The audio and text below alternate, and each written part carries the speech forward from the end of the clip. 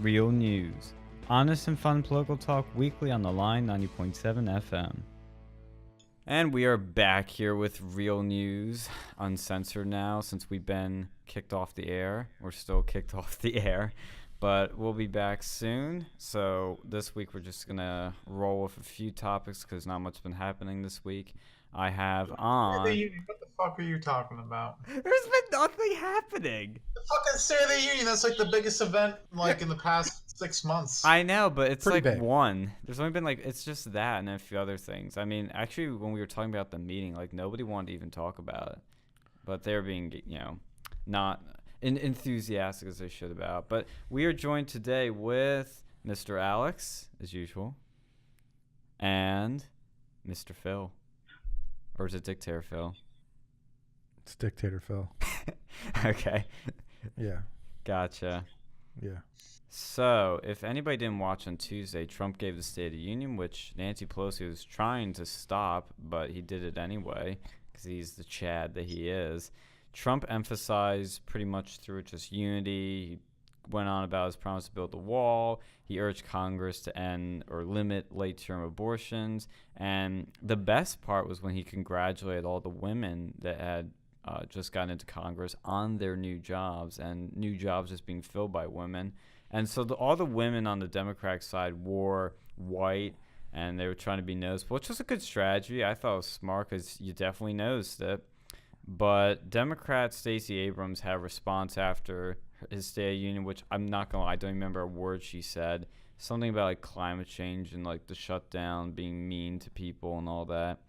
But a CBS News YouGov poll said that 76% approved of the speech and 24% disapproved. And I think he got like 85% of independents approving it, so that was pretty good. But yeah, I thought it was a good speech. What did you guys think? It was a good speech. Alex? Oh yeah, shoot. So like I like the beginning part. I felt like it was one of those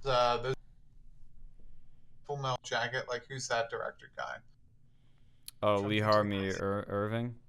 No, the guy who made it, Stanley. Stanley Kubrick. Stanley Kubrick. So like, the first part was like amazing, but then like the last part I wasn't a big fan of. It's just like he just kept going on and on about like Israel and stuff, and then like he kept bringing up these guys who were like Holocaust victims. Like, yeah, that's cool, but like that, I felt like all the Israel stuff was like unnecessary, and I thought a lot of his stuff was pretty good. There's a couple of things I wasn't a big fan of. So we had that, and then we had the like saying that if he wasn't elected, we'd be at war with like North Korea or something. I thought that was a little bit overly dramatic when he did that, but he did some really cool stuff in there. Like he kind of like they were all dancing all this in their white cloaks. Like probably last time you saw Democrats like that was at a KKK rally.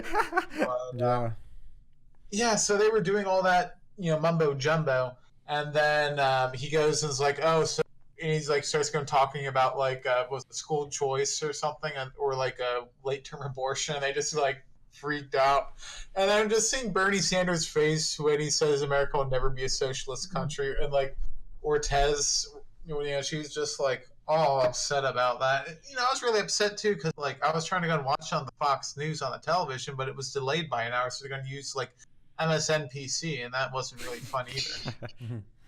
Yeah, well, I didn't mind the Israel stuff because he barely touched on it, but I liked how he had that Holocaust survivor there because it just shoots down the whole anti-Semitism crap, which should already be shot down by now in terms of what people frame Trump as.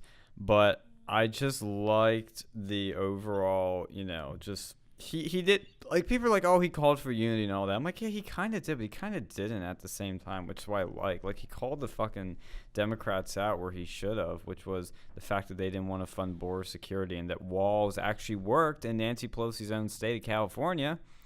And I thought he did a good job as usual. I didn't find the last bit boring or anything at all. I mean, I was watching it with one of our TP plebs that was with us, and we both liked it. He was a bit more of a radical centrist than I was. I'm a very hard pro-Trumper, but I thought it was perfectly fine. I liked it. I liked when the face that Bernie gave. He was like, I'm just Maybe, I don't know. He's like, oh my God, we're never gonna be a socialist country. Our lives are over. I don't know. You already got to work on your Bernie. I do. I gotta work. I gotta work on it big time. Well, here's the thing. I thought he was like a genius because he got like all like the only time that the people in the white robes were dancing was when they were talking about when he was talking about like women or Yeah. themselves. And even then, it was condescending. Yeah. I know they were just like so selfish. It makes them look so bad. The only time they stood up, there was some little girl who had cancer, and they didn't even stand up for that. But when they're talking about themselves, they'll go right up. It shows their real side. I think it was a great thing, and I can understand why I did the Israel stuff because a lot of the donors on both sides are helping out that particular lobby. But yeah, I don't know. It was. I just didn't like that part, but other than that, I thought it was great, with the exception of the what was it, the war thing, saying there would definitely be like a North Korea war or something. I don't know.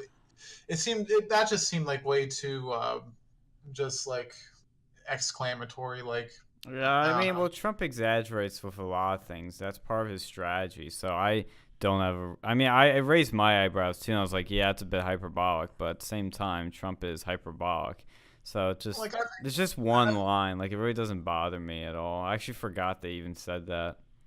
I think it was a good speech, but just it was like that, and then like the last 15 minutes, it did go a little bit over, over time, but I think it was good. Like I can understand why he did the last 15 minutes because that would appeal more to, like the first part of it was mostly to his base, and then he kind of made, he's saying he could be unified because he got the little white people, well not white people, 'cause, they're all wearing white. The people in white robes were dancing. So. Well, I love how, like, when he said, like, we have the lowest black unemployment ever, the Democrats didn't even clap. I mean, what's great for the right, at least, is this shows the Democrats' true colors. It shows they do not care. What about when the Holocaust survivor, they were singing happy birthday yeah, to that was him, great. and it was like they just sat there, didn't do anything. It's like, dude, come on. Yeah. Yeah, they're just being, I mean, it's just jerky, partisan, like, pettiness, Yeah, I agree. Like, I got my thing was like I was fine with the Holocaust survivor and stuff, but like the whole Israel stuff, I don't know. I have mixed feelings about Israel, but like I Yeah. understand why he did it. Yeah, I'm no fan of Israel, but it's like, when he says it just doesn't bother me. Because I know Well, it's something Republicans always have to do, Well, and I liked how he affirmed the opposition in Venezuela as the legitimate government. I did like that, but then the what was it, the Iran stuff? He was talking about pulling out the Middle East, and then he talks about like he gets really vociferous about Iran. So now it's making me think we're gonna be opening up a front there, and I'm not sure how I Well, feel. no, well, look, Trump's not a war president, and he's not going to be. I think what he's more doing is working on a deal for Iran, because that's what ever since he killed the old Iran deal, he's been trying to work on a new one. So that's all that's about. I actually think the Middle East can be a lot more peaceful within his second term and probably this term. I don't think the Middle East is going to be peaceful in our lifetime. I don't know. There's just too much people in there who hate each other's guts. Yeah. Like even without Israel, just look at the stuff going on with like Saudi Arabia and Turkey and all this other stuff. Like, I don't think it's ever going to be really a peaceful place. It's going to be this like constant war until we have, like the only time I think it had any peace was when the British were taking over it. Yeah. Yeah. Or maybe when like the Ottoman Empire was around there because they ruled with an iron fist. Because it's just such like a powder keg. You really can't just like. There's so many groups who hate each other.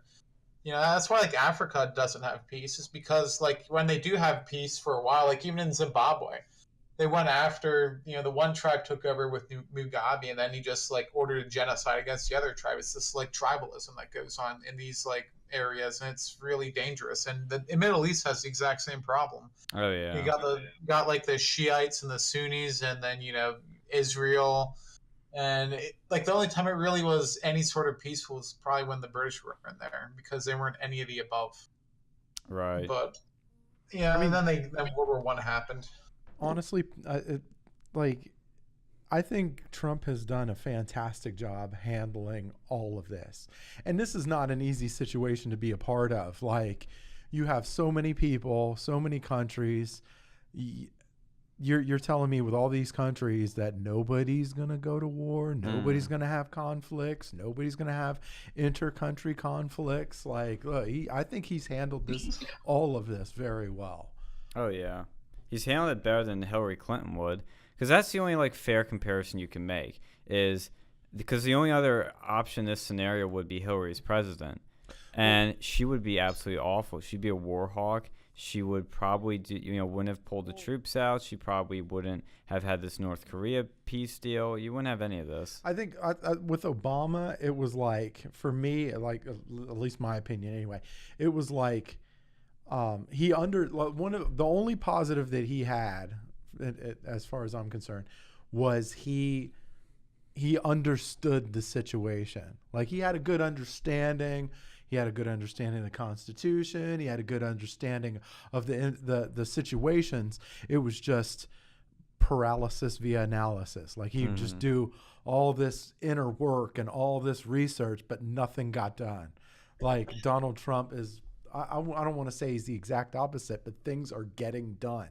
Like, he's knocking one thing after the other. Oh, and that's what you need. You need that to run this country.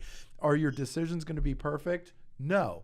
But you got to I was always told in politics, a bad decision is better than no decision at all. Like, you have to make decisions. You have to get stuff done. And, I mean, what do you guys think? Yeah, that's a good analysis of that. I do think that Trump, like, he's not going to be able to solve the Middle East situation in this term, at least. This is gonna be a longer thing, but I think we do need to get out of there, definitely. Like, it's an unwinnable war. This is the thing that bankrupted the Soviet Union, was their war in Afghanistan, and I think if we keep going on with that. But, like, speaking of Russia, like, the withdrawal from the IMF treaty, that was interesting. I don't really know how I feel about that. Yeah, I don't know a lot of the details of it. That's why I don't have a full-fledged opinion. But I would just say that I trust Trump's judgment because he's been right with everything else. I'll say that. Okay, so the State of the Union, another thing popped out to me. I give a big ups or a big shout out to Kristen Sinema, right? No lie. I know. Hey, she's a Democrat. I get it. But she she didn't wear white. Like, she didn't wear total white, which. Ooh. She wore gray. Went right against the grain there, and then she actually applauded. Like, she stood up and applauded. Like, she was surrounded by a bunch of females wearing white, and even there was a video, I think, that was out where a politician was like, "You better watch your back" or something like that. Yeah. Like, it's like, wow. Like, wow. Yeah, that's what happens when you don't toe the line of Nancy Pelosi and all these people, is they have power over you and they'll primary you and ruin your political career. And Joe Manchin was another politician that I wanted to give. Wow, Phil, giving credit to all these Democrats. Look, I'm telling you too. Now, it's hard. I can't. I have to say, I respect people that go against the grain. Like, it's very easy to enrich yourself in Pelosi's establishment politics, but it is not easy going against it. Like, I applaud that. I mean, maybe they still ride that liberal train, but at least with this State of the Union, I give those two credit, at least for that day. Yeah, credit where credit's due. Well, see, here's the thing with the Democrats. It seems like they have this facade that they're this, like, one big, like, hive mind, but right now I feel like there's this war going on between, like, the Nancy Pelosi, sort of style, or, like, Democrat, and the, like, Ortez style Democrat, and they tried to go make it. That's why they wore all white. So they want to go show they were unified, and that's, compared to the Republicans, they probably are, because Republicans, we have like a big like deep state going on, Republican type, like the Mormon guy from Utah, Romney. I fucking hate Mitt Romney. Like, just rich, country club Republicans versus people who are, like, grassroots.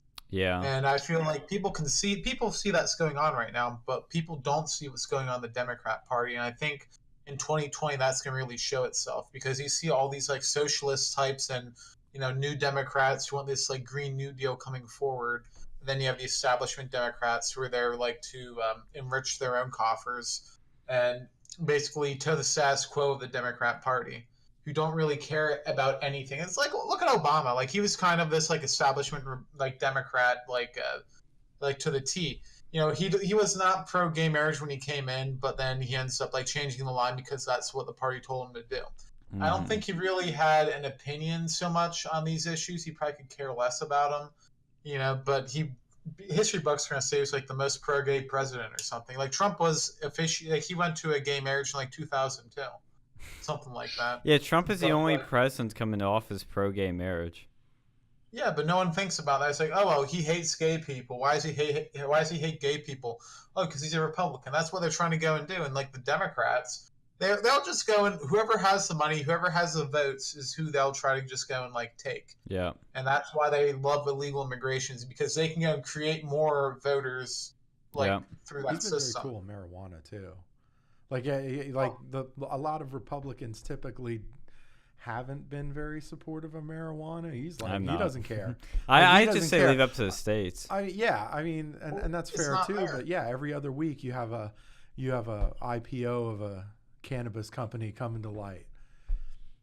Well, yeah. Right now, like the marijuana game is like really hurting, like just the people, because they can't get access to really decent banking right now. It's all like a cash operation. I mean, I know what the banking industry does. Like if you can't deal with like people who are marijuana distributors in like most places because federal laws prohibit that. It's in such a legal gray area right now because federally it's illegal still. Like, you know, if you're a federal employee and you live in Colorado, you still can't smoke weed. You know, they can still drug test you. If you work for the government, like technically you can still be drug tested. Like unless you're a congressman, you can do whatever the heck you want. But yeah, like what the Republicans need to go and do is start to go and change the laws, because it's like making a lot more Democrats and people who are anti-gun. Because if you smoke weed, you're legally not allowed to go and buy a firearm or anything. It's federally illegal whenever you've signed the form to buy a firearm. It's like you have to go and basically lie whenever you do that. If you smoke marijuana like consistently or whatever within the last, I don't know, it's like a year or something like that. Mm-hmm. It's really hurt. It's not winning the Republicans any favors, and it's a stupid hill to die on. There's a lot more pressing issues. I know. To go back to what you were saying about the parties splitting up. Like Republicans have always been a party that's a lot of infighting because we're very individualistic. The left tends to be collectivist, the right tends to be individualistic. And when you're individualistic, everybody's bickering over little nuances and different issues. That's where you have your establishment Republicans, you have your populist Trump Republicans, you have your far-right religious Republicans, you have your libertarian wing, you have all these little fractions in here. They're all fighting amongst each other. And in, for fucking once in 2016, enough of them came together under a common cause and voted for Trump. The Democrats are normally the ones that are way better at that. They can always, no matter what happens at the end of the day, they'll always vote for their guy and stick with their guy. And as much as I am anti-conformist, anti-NPC, and am a very individualistic, contrarian type of person, I have to fucking now yell at Republicans and say, guys, I know you don't like everything Trump does. I personally do, and many of Americans do, so let's stick together and vote for him in 2020 and stop voting third party, doing some stupid shit like that, or not voting. Because if you don't, you're going to have Democrats in control. And if you're going to go, oh, but my gun rights and my, free markets, you think you're going to negotiate that shit with Democrats? You might disagree with Trump's, tariffs. You may disagree with him banning bump stocks. But if you fucking elect a Democrat, do you think they're going to be so nice? They're going to do far more, and you're not going to be able to negotiate with them. It's just, I think it's because Republicans have a certain number of people that are just impractical, and they don't realize that you have to get behind your side when it counts. Even if you have disagreements, you have to vote for them. I'm sorry. It's the only smart option. But going back to what you were saying on your second bit about, dying on a hill on stupid issues, that's again, I feel like I LARP on libertarians so much in these podcasts now. But when I see these libertarians, they're like, oh, legalize all drugs, or, oh, taxation's theft. I'm like, guys, these are hills we shouldn't be dying on. You know, we need to be talking about immigration. We need to be talking about trade. We need to be talking about, you know, the deregulation of the economy, stuff that matters to people and actually affects people. Yes, taxes do, but my point is saying, and I said this on the previous podcast, but saying taxation and theft isn't going to win any hearts and minds. But at the same time, saying, you know, all this anti-drug shit like, you know, marijuana is going to make you die or cause cancer, like that's just dumb.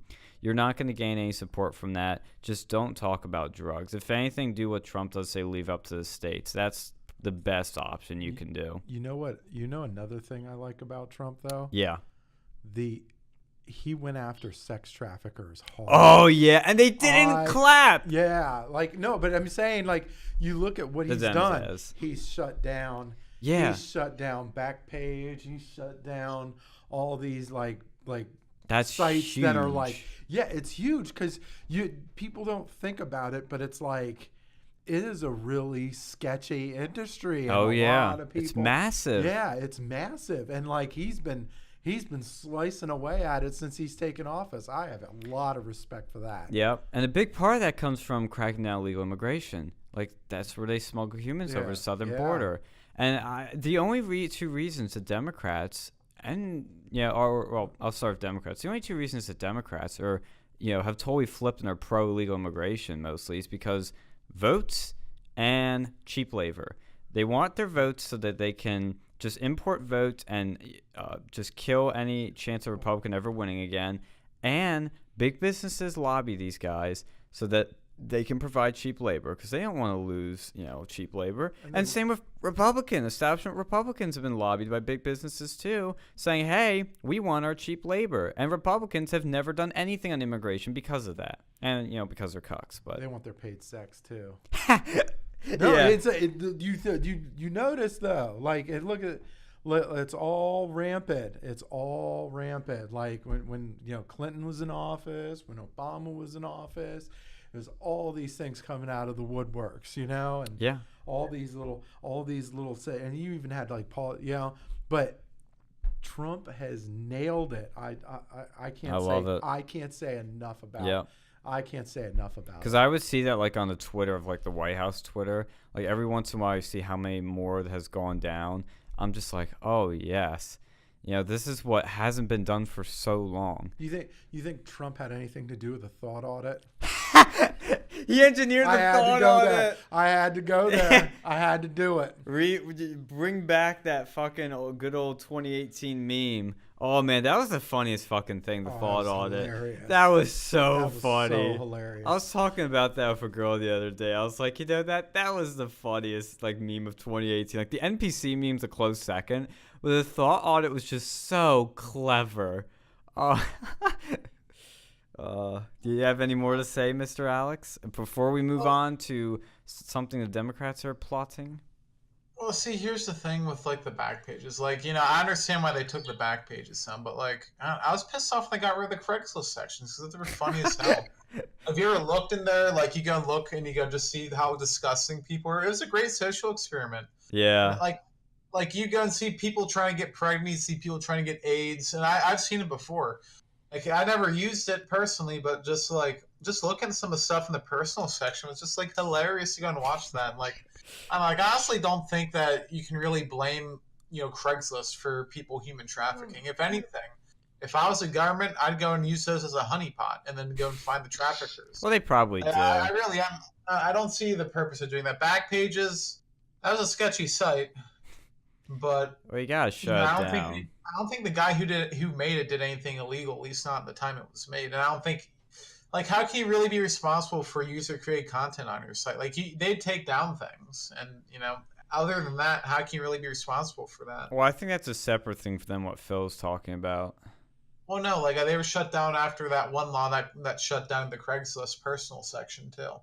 Like, it's basically making the site owner it's violating it screwed up the DMCA because that was part of the safe harbor agreement. You won't be responsible for what, like, user-created content's on your site. Right. And that new act kind of destroyed that. And I don't know how, like, I really don't like that. That's disturbing. The government has that capability to do that now. But, like, there's that. And then what were you mentioning earlier about the taxation stuff? I think it's a good little slogan because it gets people to go and think, Well, Like yeah, but you're it's not thinking gonna go about be a hill to. the But problem. like you like the what's it, the thing that's going on in a couple months, the tax returns. Like you're Right. really not getting money from the government. You're getting money that you already paid to the government every week that you work, and without any interest or anything. It's a screwed up system. Like I honestly don't think there should be an income tax. So I wouldn't go and like make that a That's hill to not gonna die on. happen. Yeah. Why not? Why can't we live without an income tax? It was originally against the Constitution to even have one of Well, those. I think it was the way they implement it was against Constitution, but you can do it. It's not. There's There's nothing. no need for it. Yeah, there's no need for that. Why would you go Well, and yeah, punish there somebody? is because our No. government's inefficient with spending, so they. Well, that's going to make it better. So we go and punish people who make more money. We have a cigarette tax to get people to stop Well, I smoking. So we think have you an should income have a tax. progressive tax rate. I'm totally fine with that. Like, if you're a rich. Well, why? Okay, if that makes any Oh, here we sense, go. if I want to go and buy a cigarette, and if I'm the government and I say, okay, I don't want people to go and buy cigarettes, so I'm going to hit a tax on that. So then, if I put a tax on higher income brackets, what does that make people want to do? Well, first of all, they're not putting tax on cigarettes because they don't want people to buy cigarettes. The government, Yes, they no, are. no, no. The government wants you to buy cigarettes because they get tax money. They will legalize anything to get tax money. That's why they're legalizing marijuana. That's They don't want you to like the reason they do that. Whenever they argue for banning, putting a tax on cigarettes, like when they recently increased the tax in Pennsylvania, they wanted it to go and be a deterrent. They used the tax money as a deterrent. well, I'm So not. like, I'm perfectly fine with that too. I don't think people should be well, smoking because when then you do I that have with to. the, Because then I with have to pay for these people when they go to a hospital and they, have fucking like lung cancer or whatever, and then I have to pay for that because of their poor decisions. I personally don't care if well, people my smoke if I didn't have to pay for it. well, my thing is, no, I'm using that logic. So we go and tax things that we want to, punish people for, like smoking, alcohol Okay. taxes. Yeah. So then when you do that with income, what's the incentive that you're doing? What are you as a government saying? Okay, I want to go and tax drinking alcohol because, it's not something we want. So if we tax people making more money, that means that we, the government, don't want them to make as much money. You want to go and punish them for Well, being successful. not well. They're doing. Yes, they're both. In both cases, we're raising taxes, but they're doing it for different reasons.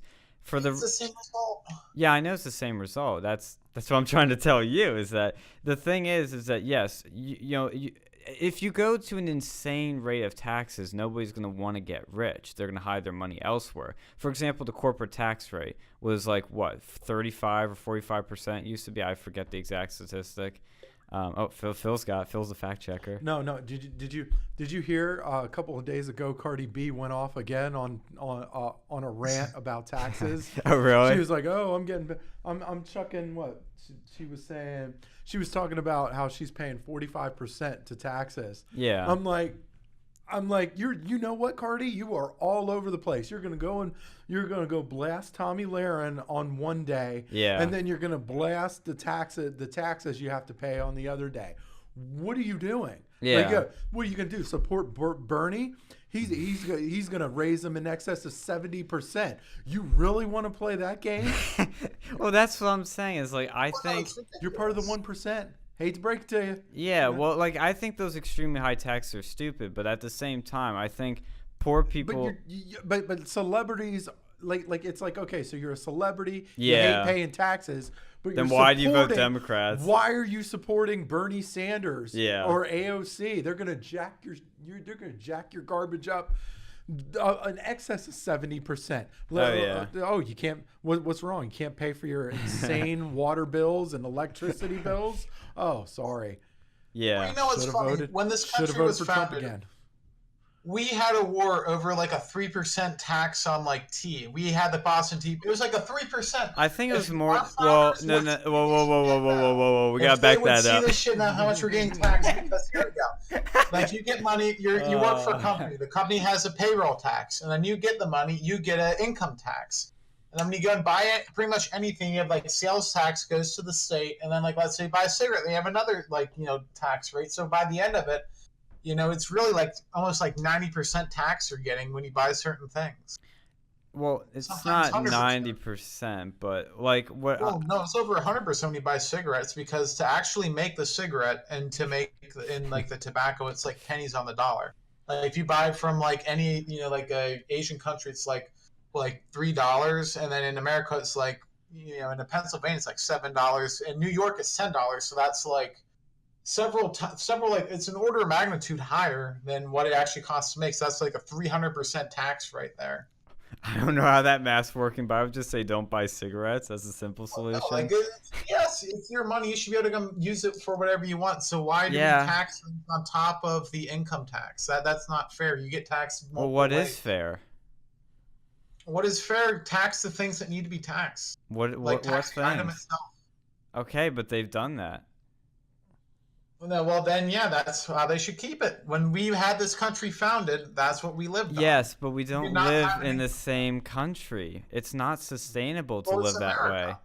It, Well, it's it was absolutely 13 colonies. It was They bare. have like, what was it, Monaco? I don't even think they have an income tax in that country. Well, we're not Monica. We're totally they- look. This is the problem I have with this like libertarian thought of, oh, we just get rid of the IRS or get rid of all these taxes. It's not gonna feasibly happen because the government. Look, you need to first start cutting back on spending. But even if you do that, you still need a shit ton of money. The military's fucking expensive. Education's fucking expensive. Even though Well, you don't have to pay. Well, okay, make people pay for education. we There we do go. through taxes. No, well, like my cousins, they went to private school. Why why does my aunt have to go and pay for public school taxes if they don't even go to public school? I understand that. I tend to agree with that actually in some ways. But my point is that with tax, like, because back to what I was saying with a progressive tax rate, where poor people pay some, then the middle class pay a little more, then the rich pay a little more. I think personally, I am not a political specialist on what the best policy is, but just to me it makes sense that if you're poor, obviously you're not going to afford a lot of taxes, so you can pay whatever that amount is. The middle class obviously shouldn't be taxed too much because you're trying to work really hard, and taxes can definitely hurt you and obviously stifle growth. But if you are rich, and which means you're pretty comfortable in life, obviously you don't want to penalize success too much. But they should be chipping in. I hate to sound like Bernie, but they should chip in a little more because it's easier for that group to do that. Now, that doesn't mean you go full Bernie Sanders and do a 70% tax. We're gonna tax all the rich. If you have a 10% tax, we're gonna take their money. We're just gonna take it all. We're gonna go warlord. They already spend more on taxes. They pay property taxes. They pay even So if it do was we. 10%. 10% from like a millionaire is a hell of a lot more than 10% from some guy making $5 an hour or whatever. Yeah, Or $7.25. Like they already get taxed more. That's why I think I know. I don't like income tax. I think we should do away with it. But at least a flat tax would be fair. No. Absolutely. Flat taxes help the rich and hurt the poor. Every way you look at it, that's what they always do. Well, the consumption tax is like what a couple of these like conservatives are kind of preaching. I know Huckabee was preaching a consumption tax a while back. Like that would make more sense. That's what we had back then. But even then, back then, we declared war from England over like a tiny tax. No. There were bigger taxes. I was watching something recently. I think was it it was either the Stamp Act or the Townsend Act. I forget these ones, but it was a massive tax. It wasn't just like the 3% that you're mentioning. 0% to like 3%. Like 4%. and that wasn't really the only reason. Like that was obviously a big part of it. Huge reason. Yeah. We had a whiskey rebellion over a whiskey tax in Pennsylvania. Well, that's because people are fucking alcoholics here. Don't you Well, like tax my goddamn whiskey. people flip. Like, how much money we get taxed? Like tax season. Just looking at this now, I'm like, Jesus. I made this money. I worked my ass off to make this money, and now I'm getting screwed over. Like, I know. For roads, I know. You pay for roads by like the registration. You pay that for consumption. You register your vehicle. Boom, registration. Put the tax on there. Boom. I know. I am in agreement with that. I'm just saying that it's the only best solution in a society is to collect taxes and have a government doing it. Well, you could have taxes based on the items, like tax the individual items that you purchase. We don't have a tax problem. We have a fucking spending problem. Yes. Yeah, that's a we problem spend too. a gargantuan amount of money on just Stupid needless shit. crap. Yeah. And part of it, and you were talking about teaching. The teachers union's probably the worst. One of the worst unions out there. Oh yeah. Right? How about these teachers do their not like Their and they were talking fucking about job. like, oh, we need education reform. Yeah. How about we destroy the teachers union because it's worthless and have teachers, if you suck, you're fired. How about being able to fire a teacher that's feeds spoonfuls of semen to students, right? How about fire him? How about not giving a retirement to an assistant coach who molests children in a college shower? Okay, how about that? You fix that, and then maybe we can talk about collecting extra tax revenue. Get the hell out of here. You know what's funny? Here's one thing I'll give Trump real good credit for in the tax reform bill. He finally made unions not tax deductible. Like I think if you itemize it, you can. But normally it's like you used to be able to go deduct on your taxes, just average Joe. Even if you take a standard deduction. And you know how stupid, like just stupid. Well, you both know how stupid socialism is. But like there was a report that I read that even if President Bernie warlorded every billionaire, every billionaire and millionaire, couldn't pay for his Trump, stuff. you still couldn't pay for any of the shit that they're talking about. Like it's just like at some point, when does common sense sink in? But here's the thing. They don't argue common sense. Common sense is gone. Well, socialism is the equivalent of a get-rich-quick scheme. You ever see those paid programs on television where they're like, where you have that, what was the one back in the day, Don Lapre, where he's like, I can make thousands and thousands of dollars putting tiny classified ads in newspapers. That dude's Bernie Sanders, okay? He didn't kill himself. He's actually reincarnated, and he's now Bernie Sanders. How about that? Mic drop. Yeah. Yeah, I want to talk about that right now. It's a good segue into the new Green Deal, which has been making headlines because Alexandria Ocasio-Cortez, back in the headlines again, might I emphasize. Oh, there's a shocker. Yeah, is pushing this thing hard. And look, I've seen so many fake memes and fake news being spread about this, so I want to first clarify what this actually is about. If you go on NPR's website, they actually did a good job for once and showed what this whole shebang is about. It's basically a 10-year plan to meet the, quote, 100% of the power demand in the United States through clean, renewable, and zero-emission energy sources, unquote. Right off the bat, we're getting renewable energy for everything.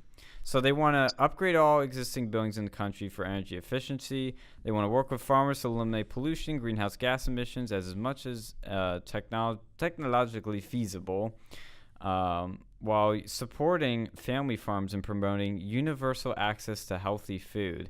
They want to overhaul transportation systems to reduce emissions, including expanding electric car manufacturing, building charging stations everywhere, and expanding high-speed rail to a scale where air travel stops becoming necessary. And I'm quoting all this from the article, by the way. Guaranteed job with a family-sustaining wage, adequate family medical leave, paid vacations, and retirement security for every American, high-quality health care for all Americans. Now, I know what you all are thinking. This sounds idealistic as fuck. This sounds expensive as fuck. And I agree. But, here's the big but, this is a very bold plan for the future. And having a bold but idealistic plan is better than no plan. And do the Republicans have a plan? Yeah. No, they don't. So guess who's taking up all the oxygen right now with the most provocative, bold plan? AOC. Okay, I feel like every week I have to say this now. And I'm going to say it again. I don't care how many times I have to say this. Stop underestimating this girl. Stop underestimating the socialist wing of the Democratic Party because this is seductive. This stuff right here, free stuff, renewable energy, electric cars everywhere and windmills everywhere. This is the left's wet dream. She went hard on this get-rich-quick scheme. She went all out. She went harder than Bernie. She's the TV infomercial where she's behind someone else's large house and boat and cars or whatever. See, all of this could be yours. All you have to do is, whatever. Oh, yeah, but here's the thing with that, is that, again, those infomercials are seductive. This is seductive, too. Yeah. And that's why I keep telling Republicans to stop being stupid with this girl. Yes, I think she sounds kind of stupid when she talks about this, too, because she talks like a kindergarten teacher, that, shouldn't be on the job at all. But, hey, guess who's getting the attention right now? It's AOC. I'll frame this question to you guys. I post this on Facebook, and this is the point I've been trying to make to people. Who do conservatives talk about more, Trump or AOC? Well, AOC, yeah. You heard that hesitation there. Yeah. That's my point. Yeah. That's my point. We're not even talking about our own guy who's kicking ass right now more than AOC, who's just this, representative from a district in New York. It's so hard. It's hard not to talk about her because it's just so fun to make fun of her. I mean, it's just fun. I mean, she had that. There was that ad where she was stumbling on her words, and they had the Billy Madison guy. It was like, this is the most insanely idiotic thing I have ever heard in my life. Everyone in this audience is now dumber having heard your. I was laughing. Well, of course, I like Billy Madison too, but I mean, it's hard when people say stuff that's stupid to just not make fun of them, not to make fun of them. Yeah. And that's the difference. And ultimately, that's the difference between the Republicans' plans and the Democrats' plans. When the Democrats come up with a bad plan, there's zero logic tied to it whatsoever. It's all over the place. They're tripping over each one of their demographics. There's no anything tied behind it. At least with Republicans, there's some sort of I mean, well, that's the thing with this. It sucks, but I kind of get where you're coming from, so I can kind of get behind it. Yeah. I don't know what the hell this is. I can see what this being is just a first draft. They're probably gonna have future plans of this. Probably the same name. Yeah. A lot. They're gonna have a lot of drafts, but you're gonna see this thing evolve. And I'm just telling you, just saying this shit like renewable energy for everything is bold, and you can picture it. You can picture America of windmills. You can picture America of electric cars. It's powerful persuasion. And of course with logic. Okay, so do you know how we're going to get renewable energy? When we Elon reach Musk. grid parity. Grid parity meaning that the price of renewable energy becomes cheaper. Equal or cheaper than the existing stuff. That's exactly. the only way you're going to do it, because it doesn't matter. If it's expensive, they're going to be like, well, hell no. I'm going to do what works. Exactly. And that's the problem she's ultimately going to face. Oh, yeah. Well, this is why I keep telling people, 2020, I'm not worried about. Trump's got in the bag. It's going to be fine. Mm-hmm. Now, I shouldn't be saying that because I don't want conservatives to become complacent. But as a prediction, I'm just saying that this is Trump's to win easily. 2024 and beyond is where I'm scared, because these technologies are going to get better. AOC is going to get smarter. She gets experience. What the fuck is going to happen then? Are conservatives going to drop the ball, which they usually do? Because I feel like I rant about conservatives more than Democrats now, but they have a history of fucking up. We didn't fuck up in 2016. We did awesome. But I can see them fucking up again. It's just inevitable. They'll say something stupid about abortion or God or guns or whatever, and they're going to just look bad. Whereas you got the Democrats now with this infighting of the establishment and the anti-establishment. Will this anti-establishment socialism take over in 2024? Probably not, but AOC, when she gets over, is able to run. I don't know. You know what Congress is like? Congress is like that football game. Okay, so every time either side gets the ball, they fumble it. Okay, exactly. So it's just one stop fumble fest after the other, right? And they've been doing it since the beginning of the game. Eventually, people are just going to turn the channel and go, "Okay, is Rick and Morty coming on?" Are you big brain enough for that, Alex? Well, see, here's my thing with the Green New Deal. I think what's going to be a really important factor in that. We have like millions of truck drivers out there, millions of gas station attendants, millions of people who work in the oil industries and the natural gas industries, millions of people who work in factories that rely on coal and other non-green power supplies. Right. Once, if the Republicans were smart, they would go and weaponize this Green New Deal and use that to go and attract all these blue collar workers. Because listen, Yes. if you are in the, like, I know diesel mechanics, if this happens, they're going to be out of the job, and that's what they're trained on. By the time this would get into play, they'd be good, probably 30, maybe even 40 years old. So at that point, you're kind of screwed because you're going to be too old to really go back to school and try something completely different. And they're going to be in a bad place, and they're not going to be old enough for retirement. So it's gonna really hurt those people, and that's what we need to go and do as Republicans, because this does not address what happens to at least not from what I've seen, what's going to happen to people who are involved in logging or trucking. Job There's so many displacement. truckers out there, because it's going to displace a lot of jobs, and Yep.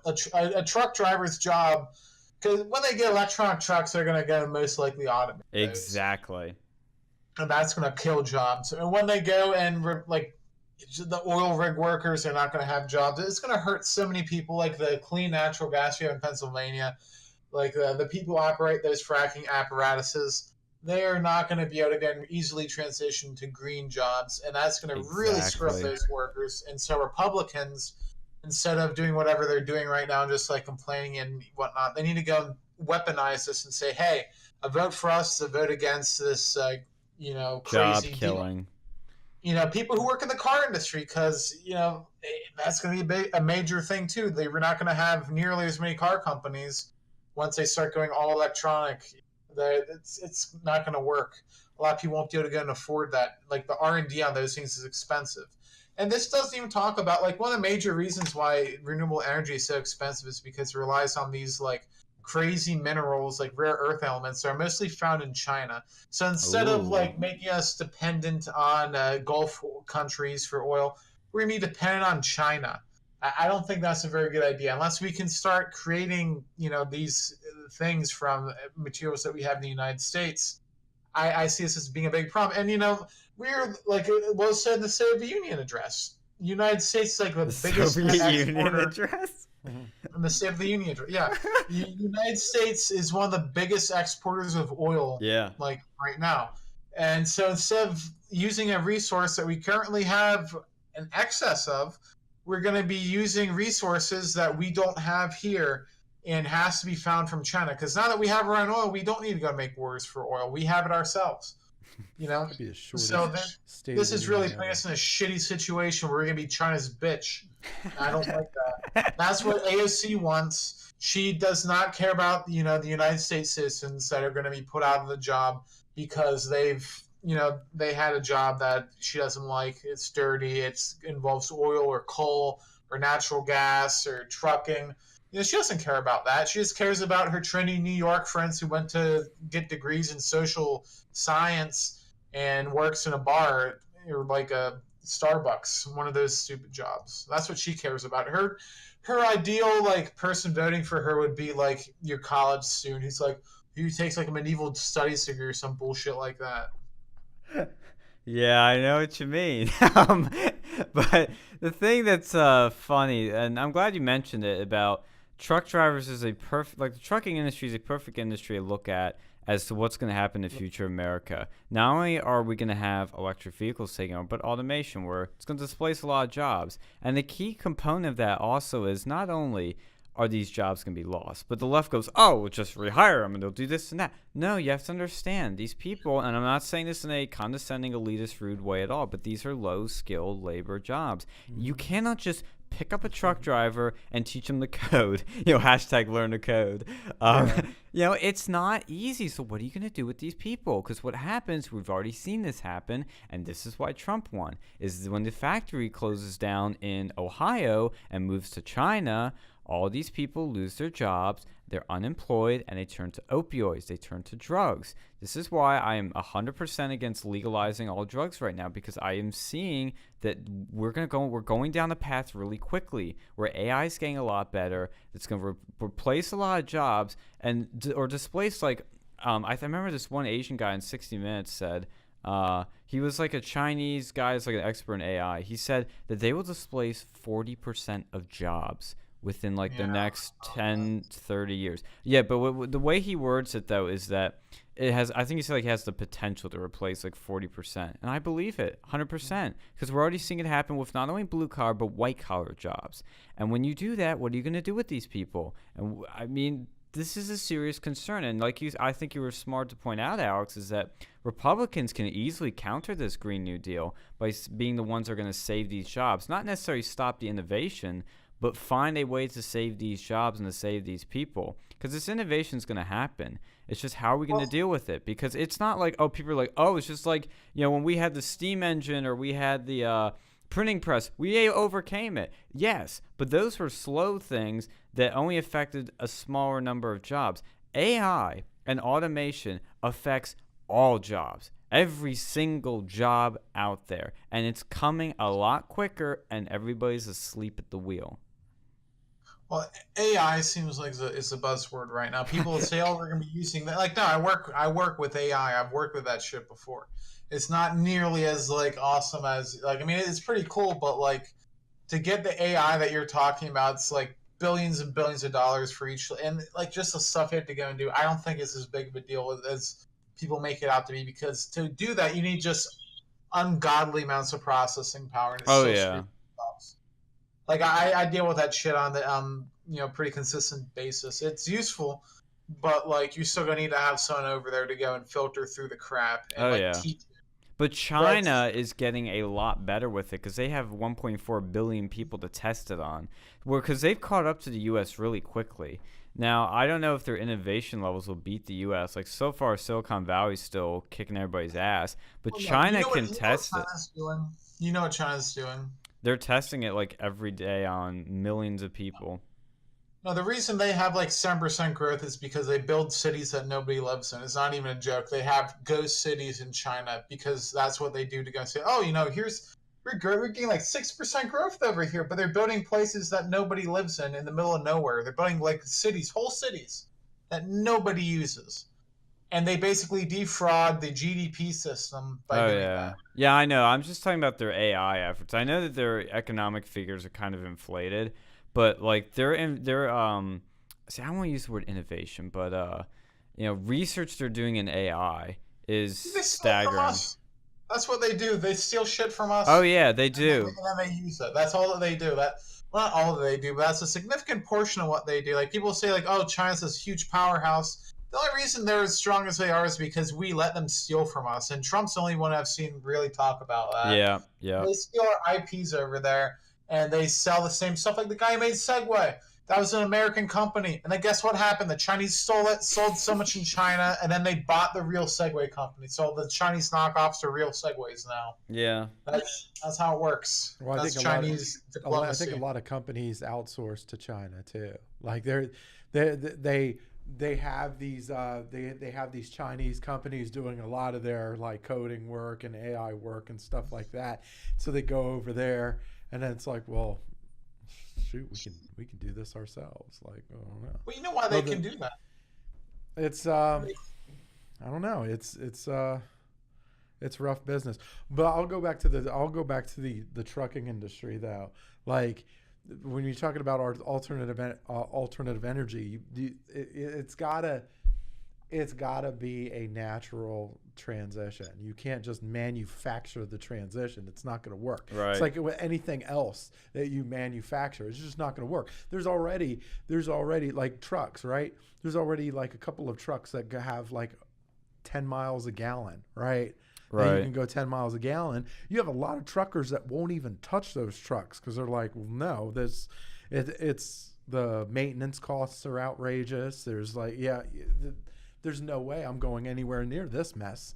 But, and that's going to be, I mean, And the problem with AI, I mean, maybe they solve it, but there's too many like with the real world, there's too much intangible stuff. Like there's just still too many intangible things, even with like, you know, AI, enterprise resource planning or anything like that. You know, there's always intangibles that businesses use to try to get a leg ahead, you know, or try to manipulate, you know, because, you know, businesses are competition, you know, and AI systems really don't cover that. Like they cover a lot of the, you know, menial stuff, a lot of the routine business stuff, but you're really not gonna get what it takes to go from, you know, startup company to large, like, okay. Well, there are some things like an entrepreneur that they might not be able to replace, but they could. I don't know. I mean, they can make, like, one thing people would say is, oh, like, we're just going to in the future be doing art and movies. AI can do that too. Not saying it's going to be better, but I'm just saying they can do it. Yeah, I don't know how an AI movie would be. I don't know either, because they can definitely do like paintings or graphics and whatnot. Yeah. But like an actual movie, I don't know how they'd be able to do that. But you know, have you seen computer generated dungeons in video games? Like I remember playing like what was it, Oblivion? That was like the big sell. Like, oh look, there was like computer generated dungeons, and they sucked, some of them. Yeah. They look like shit. And if a human actually does, it look so much better. It's just like, it's a buzzword right now. I mean, eventually, yeah, it probably will be useful, but like, I've seen the stuff, like, you need to have someone who can go and clean up the shit that the AI system messes up, because that's one of the big issues. But in general, though, do we really need a Green New Deal? No, I don't think we need it. I think what we have right now is working because we're making so many jobs. That should be our slogan. Like, why do we need a Green New Deal? We're doing fine as it is. We're doing better than fine. Like, Trump is making things great. Unemployment's down for, you know, black, Hispanic, white, you know, female, male. Everyone is having like record unemployment levels. What about transgender people? Well, you know, they can, I don't know. Do they even take records on them? I don't know. But I just saw something very funny. Trump sent out a tweet, and it's fucking funny. He said, quote, "Today, Elizabeth Warren, sometimes referred to by me as Pocahontas, joined the race for president. Will she run as our first Native American presidential candidate, or has she decided after 32 years this is not playing so well anymore? See you on the campaign, in all caps, trail list." He was making a mockery of the Trail of Tears. Yeah, I hope she does. I hope she does. Yeah, they're gonna blow that up on MSNBC. So much shit on her. It's gonna be like that guy. There he goes. It's racist self again. Yeah. Oh yeah, I'm gonna be under fire for racism now because I read one Trump tweet. But he just put all caps trail, like the Trail of Tears. Oh my god, that's fucking funny. Holy shit. I like a freaking Jeep Cherokee. I named it Elizabeth Warren because it's white and it thinks it's like a freaking yeah. It's white. It thinks it's Native American. Holy fucking shit. Oh my god. Here, let me just say something real quick. Oh fuck. Look, the left, a lot of them want to say that, you know, America was never great, you know, and America is the greatest country in the history of human civilization. There has never been a better country than the United States. You know how lucky we all are to be here, to be in this country. America on its worst day, right, is still better than any country on its best frickin' day. And it really does irk me when I hear somebody say that America was never great. My ass, it was never great. We were great. We're great militarily. We have the best military on earth. That makes us great. Financially, that makes us pretty great, right? The poor people here are the envy of the frickin' world, right? Like, people look at poor people here and they say, oh, that's poor? Like, these people are starving outside of the country. Like, the audacity. You're slapping every military person and every veteran in the face if you're saying that America was never great. There's a lot of people that have fought and died for us to have the wonderful life that we have. Okay? That's soldiers, that's veterans, that's civil rights leaders, right? Is America perfect? No. But guess what? You're not going to get perfection when you put millions and millions of people on a plot of land. It's just, perfection's not going to happen. And by the way, if colonialism rules out what's legal or illegal, then nowhere is legal then, because every square inch of the earth has been occupied or colonized by someone, right? It's like, and you get liberals, oh, we should just be more like Europe. Europe has been the most colonized piece of land ever. Like, how many people? The Greeks, Romans, British, the Christian Crusades, the Germans, look, how many people have to occupy it before you go, oh, well, maybe we should just lay off on the whole illegal, legal immigration thing. I loathe that argument.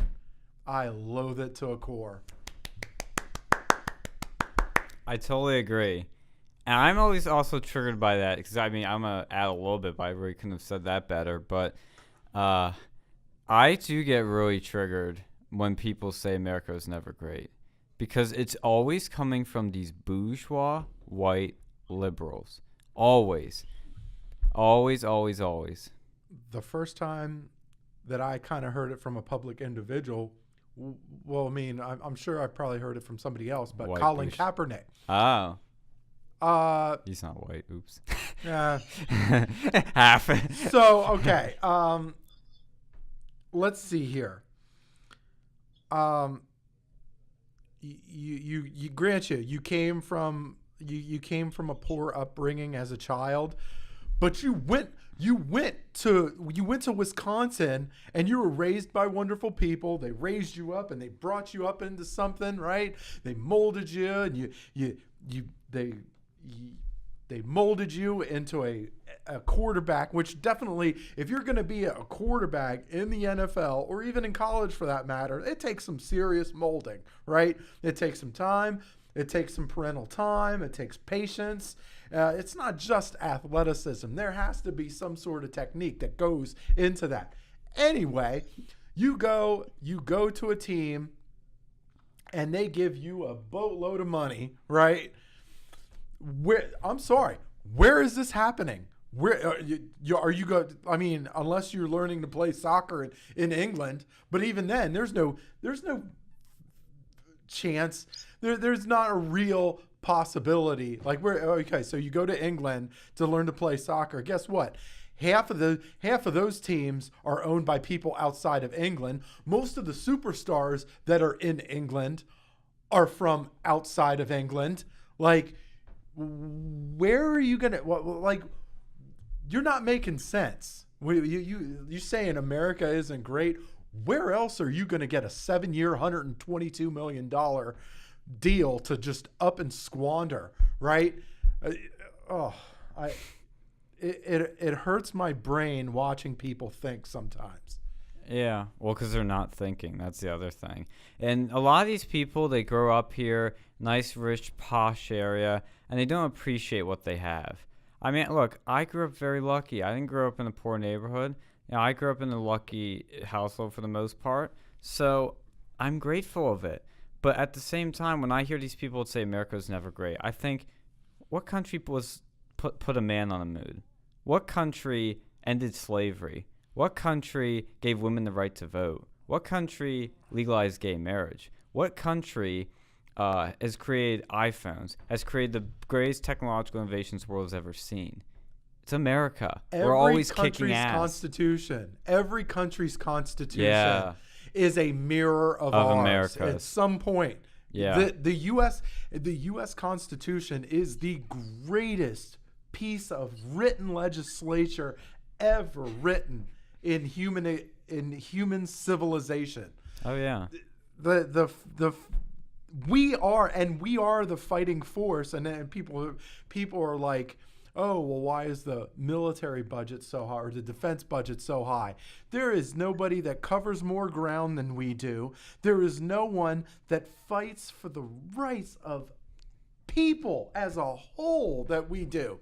You think if we go out, you think if we just up and pack our crap and go, you think that the whoever comes in is going to treat those people as good as us? Look at Iraq, right? When Obama pulled out of Iraq, who came in? ISIS, right? Did they treat those people with respect? Hell no. We were watching it on YouTube. People cutting heads off and whatever. It's ridiculous. These arguments are absolutely ridiculous to the very core. Oh yeah.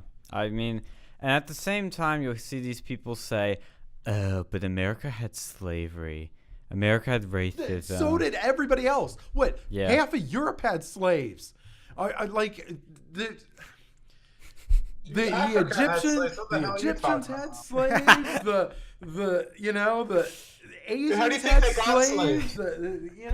All of Europe. You take over a country. You talk about like Alexander the Great and all these guys, Genghis Khan. Guess He's what? a Chad. Yeah, but guess what? They had slaves too. How do you think people got slaves? It's like, oh, let me abandon America because they had slaves, but let me be a part of something else that is way worse, that has more people living under slave wage and the wage gap way worse. What, you want to be a socialist country? How does that work, right? Look at every country. Let's think of every country that has socialism. Cuba, China, Venezuela. What are some other countries here? Help me out. Russia. But that was communism. The Soviet Union, but yeah, we'll include them in this argument though. Anybody else? I'm trying to think of all the countries that have failed. North Korea. Because like when Bernie points like Denmark and Sweden, that's not really socialist. It's a very mixed market economy. But at the same time, yeah, America's created capitalism and we've created all these great inventions. But when we've had our bad problems, like racism, slavery, like awful things, probably the worst things our country's done. But guess what? We evolved. What parts of the world have not evolved? The Middle East, India. India still has slavery. The Middle East pushes gays off of buildings. The only Muslim majority countries is homosexuality punishable by death. Nowhere else in the world, there's a problem there.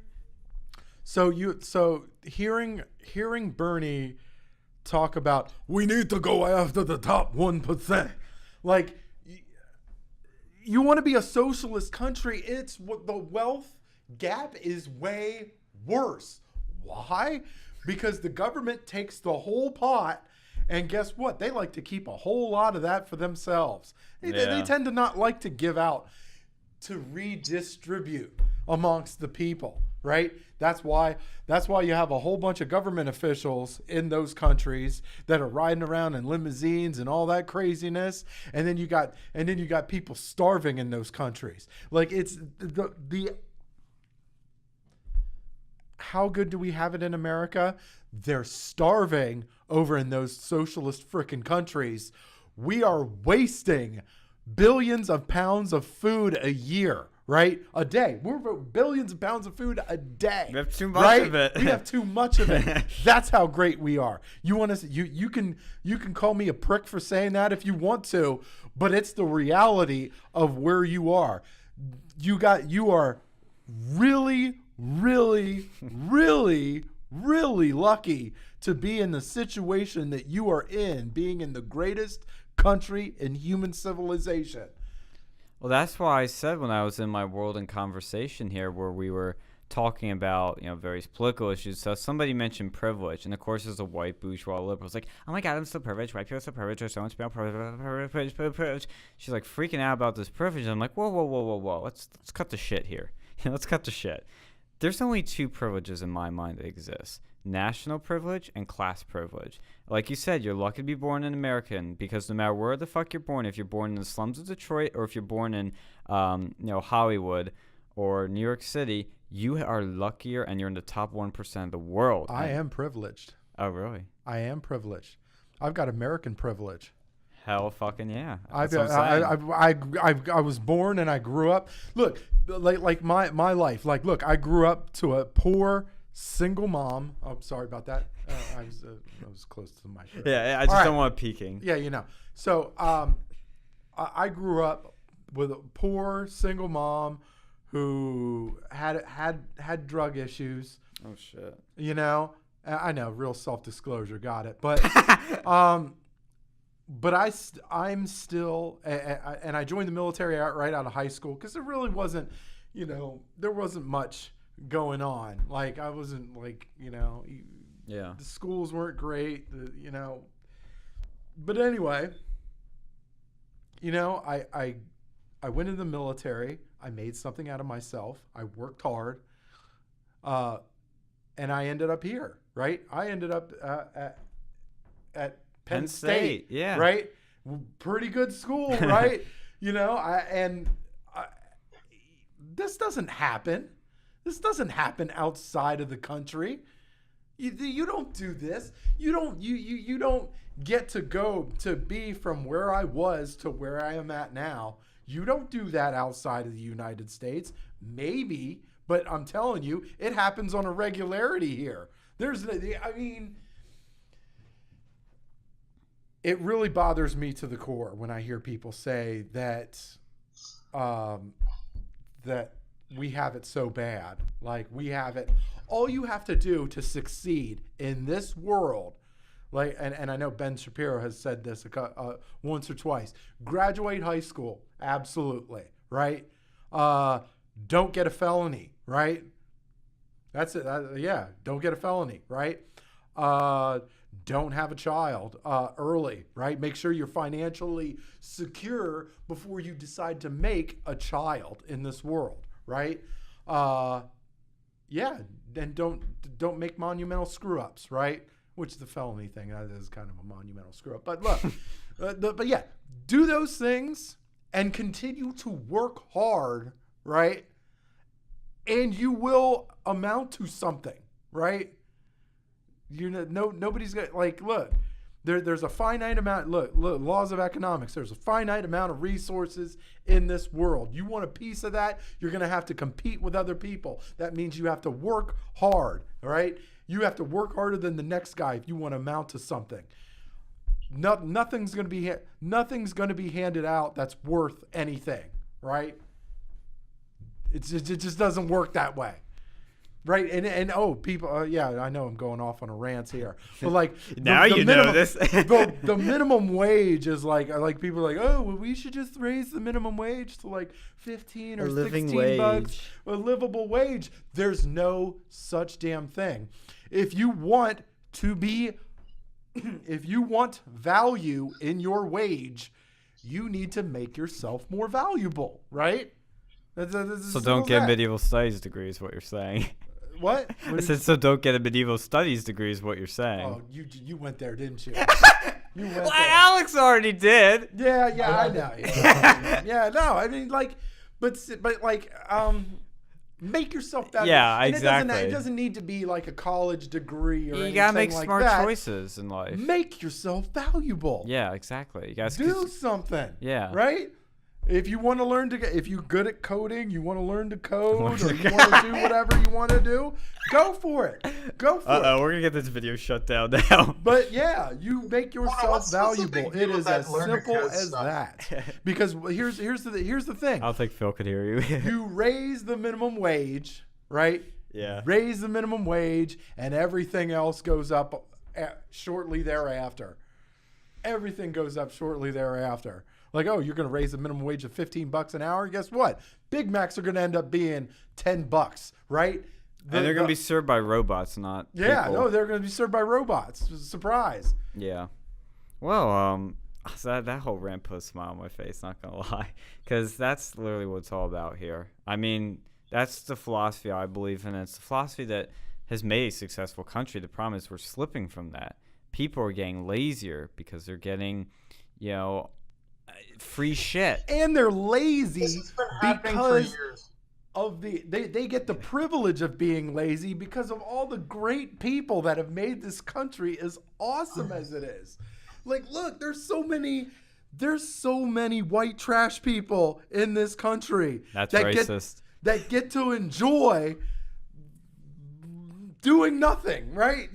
That's people a fucking problem. I fucking can't stand people who are given everything, like opportunity, and they just go and flounder. Like it's bullshit. Like, if you get any sort of opportunity, you need to go and make the best of that. You need to go and try to go to work every day. Like, that's one of the easiest things to do. Don't get fired for not showing up.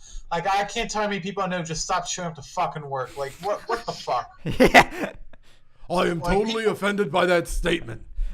When you're white, you don't know what it's like to be poor. He literally said that, Bernie, by the way. Oh my god.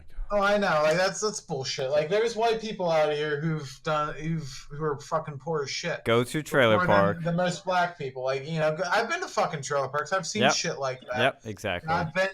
I've seen white people getting food stamps. It happens to everybody. But I don't think it makes a difference. If you're one color or the other.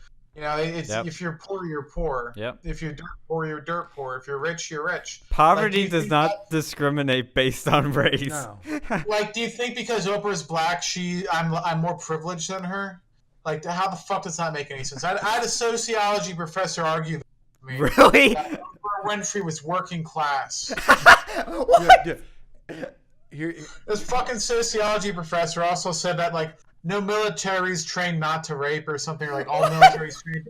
Yeah, she was some fucking dumbass. That's pretty fucking woke. It's a sociology professor. I think everybody has one. Like, it's your quintessential college experience in a bottle. Somewhere Zoe is smiling. Oh yeah, where is she? I thought she was gonna be here today. Is she not make it? No, she had to she's go to enjoying Planned the Parenthood. way too much. Way too much. Did she have to make an extra stop at the Planned Parenthood? That's what Alex is speculating. I don't know. You don't know? You haven't kept tabs on her? Well, I mean, did her battery die in her... You can't keep tabs on someone like that. It's just like she shows up whenever she wants to. I don't know. Yeah, just like that one uncle showing up. Hey, I learned about her like everybody else does on her Twitter feed. That's it. Oh yeah, that's it. That's where she spends most of her time. So. Yeah, and then even then it's like hot and cold. I don't know. Oh my god, you know what's bullshit? Pennsylvania's liquor laws. Like, that's the most like autistic shit I've seen all day. It actually is. As someone that hates alcohol, Utah's is like right on par with Pennsylvania. What's fucking Utah? Yeah, they're full of Mormons. You got Mormons over there. They don't drink. They hate that shit. Ooh. But they're rough. They're like getting pretty close to our liquor laws. Like, I think they could sell like beer in like gas stations before we could. Wow. Yeah. See, that to me is dumb. Like, I don't care where you can sell it. I mean, I just think people are dumb to buy it. It's fun, but like they do have like I think they can only sell like 3.6, like basically like super light beer there, but still. Yeah. Like, who buys that shit like that non-alcoholic beer? I went to the beer store. I went to the distributor today to go buy some alcohol. Yeah. And then they had this like beer over there that had no alcohol in it. It's just like, what is this? This is like the vapes with no nicotine in it. Is that what it is? Well, wait. How is it classified as a beer if it has no alcohol? What's like that stuff like that O'Doul's or whatever? It's like some malted beverage that doesn't have any alcohol. I don't know how the hell they make it. It's disgusting. Like, I like beer and all, but like I wouldn't drink it if it didn't have alcohol in it. So maybe that can be the beer that I try to say that, hey guys, I like beer. I can be like Kavanaugh, I drink beer. I drank beer. I still drink beer. I like beer. It's just non-alcoholic beer. Disgusting. Like, ugh. Yeah. Well, even regular beer, I think, is disgusting. O'Doul's over here. Freaking, I mean, it does have like a .005. Like technically, if you eat fruit, technically there's a certain amount of alcohol in there. It's like minuscule, like Oh no. .000 like 5% or something. Yeah. But there is a small amount there. Like there's some sort of like hornet. Like I think the tiger wasp, or not the tiger wasp. It was like one of the most painful stinging wasps out there. Oh shit. The tarantula hawk, and it basically eats rotting fruit or something, and it gets tipsy, it gets like fucking plastered on that. So yeah, the most painful bee in the world flying around drunk as a skunk. Why do you know this? I forget how I heard of that, but I saw that here. Oh, God. It was probably that Coyote Peterson dude. He gets I was gonna stung say, by was it the fucker that gets stung by like the most ridiculous shit? Yeah, he's like if the people from Jackass actually want to do something useful with their lives. Oh God! Let's see if it was Jackass, instead of like getting bit by a bullet ant in the hand, they get bit in, like the ass crack or something. Like I like to go and see like them and the people from Jackass just like try to go and, like, crossover. Oh yeah, do like a battle. My God, like that dude must have some sort of like damage by now from all the things he's been bitten and stung by. I know, right? That's gotta be terrible to your body. Well, I mean, it might make you stronger because you know what they say: what doesn't kill you make you more strong. They might like have nerve damage or something. He's been like bit by some crazy ass like those little pincher dudes, the centipedes. He's been bit by like some giant desert centipedes, bit by like bullet ant, tarantula hawk, also like some other hawk. wasp. He's been bit by a fucking hawk. No, it's the name of the hornet. It's a tarantula hawk. Okay. They call that because fucking huge. Okay. Yeah, I think I don't know if he got stung by a Japanese giant hornet. I would love to see him get stung by one if he hasn't. But, like, I know he probably won't do that. But, yeah, he's been stung by so many things. There's got to be something wrong with him. Oh, yeah. You know, they say you can get, like, third-hand smoke now. So if you get stung by that much shit, there's probably something going on. Like, Wait, what? What's got a society? It's not even second-hand smoke. It's third-hand smoke. What is third-hand smoke? They just keep going more and more autistic. Like, honestly, secondhand smoke is the most stupidest shit I've heard of. And no, I disagree with that. I disagree. Secondhand smoking. Do you have, like, no, there's no way. You do not get, like, they've proven off of secondhand smoke unless the guy is literally shotgunning the tobacco into your mouth. Hold on with that. I'll try to ask him. What is third-hand smoking? It's like when you smoke and then you go home and then they inhale the vapor that was on your clothes or something. Oh, yeah. That was a bit of a stretch. That's the most liberal term I've ever heard in my life. Yeah, that's a bit of a stretch. I am the biggest believer that secondhand smoking is bad, but third-hand smoking is... nothing, dude. You're in a car. You go in a car, that shit... You know, they're shooting all this shit out of it. You're breathing it in. That's like you smoke 1,000 cigars. Oh, come on. That's bullshit. If you're smoking 1,000 cigars... Car, you know, you're going to get secondhand freaking stuff from there. You're fine. No, That's you're not. Yeah, you are. If you're pumping smoke into my face and I'm breathing it in... Well, yeah, if you're, like, literally right next to him. But, like, have you ever looked into how much, like, the air dissipates shit? Like... They had people drop like this extremely toxic substance. What was it, like V2 or something?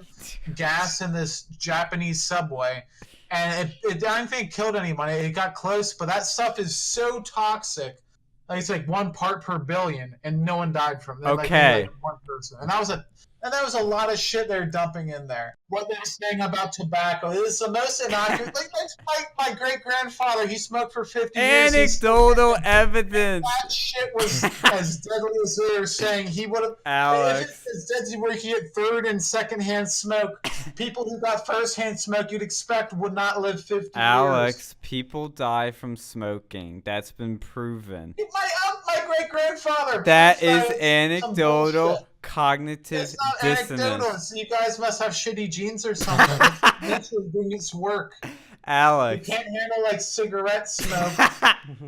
It's there's something. tobacco and nicotine. It's bad for you. Oh, it's not. Yes, it is. My great grandfather is probably more fit than Anecdotal evidence. Bullshit. This guy survived like ass cancer. Like he's still kicking at 95 years old. Which means that's probably the reason he's surviving. He probably got, like, dude, you're 95 years old. You're gonna get some sort of cancer at that point. It's like you're rolling a dice every year. You're gonna end up hitting like a 1 eventually. Alex, you just proved my point. I was just saying that it's smoking on a normal person will kill them. Smoking up his ass. But you just said the cancer wouldn't kill him. He's obviously immune to certain things or more tolerable to certain things. Most people I come from a long line of smokers, and they've all lived fairly long lives. Yeah, and I can point to you ones that died very quickly. The secondhand smoke. Okay, you're not going to die from secondhand smoke unless you're literally. The guy's smoking, you're right next to him. Well, I think it would shorten your life at the least. That's not what the truth commercials tell us. What was that, Phil? That's not what the truth commercials tell us. That truth campaign is the most bullshit advertisement I've seen. Like, big anti-tobacco is bigger than big tobacco. And the thing is, big anti-tobacco gets big government money. That's who the real problem is. I'm fine with that. Fuck you, truth campaign. I see you. I see your advertisements. I know you exist. I comment on all your posts, calling out your shit, because that's nothing but scam advertisements. Oh, yeah. Like Hutco? It's like, have you ever seen those scam advertisements saying, your computer got a virus that's scareware or bullshit like that? I have not seen those. All I'm saying is don't smoke. It's bad for you. Dude, that secondhand smoke is fucking pushing it, and thirdhand smoke is fucking unless you're in an enclosed location. Like, I can see if you're in a car and the guy has all the windows up and he's breathing in your face, maybe. And like a car from the 50s that didn't have a good circulation system in there, okay, maybe. But a car today, with the windows open, you're probably going to be fine. Someone smoking on the street, you're probably going to be fine because there's people but that's being not gassed in the street who survive. When they talk about secondhand smoking, Alex, they're talking about when people are close to you, like in a restaurant, and they're huffing and puffing away. I've been in restaurants where there's been smoking, and let me tell you, section 9 out of 10. Like, I've never seen a restaurant that had smoking, unless it's a bar. Good. Even then, that doesn't have like a smoker section. Good. Because guess Well, what? they can go to the smoker section. What's wrong with that? Well, because it's always shitty and it bleeds into the non-smoking section. I've never seen that happen. I went to a bunch of restaurants. It happened to me when I was younger. It always bothered me. We'd have to leave restaurants because of it. Okay, well then go to a different restaurant. I did, but it's difficult. It's not that, like, that's so ridiculous. Like, secondhand smoke from the restaurant. It's not like the guy's right next to you. Like, Jesus, dude. He was.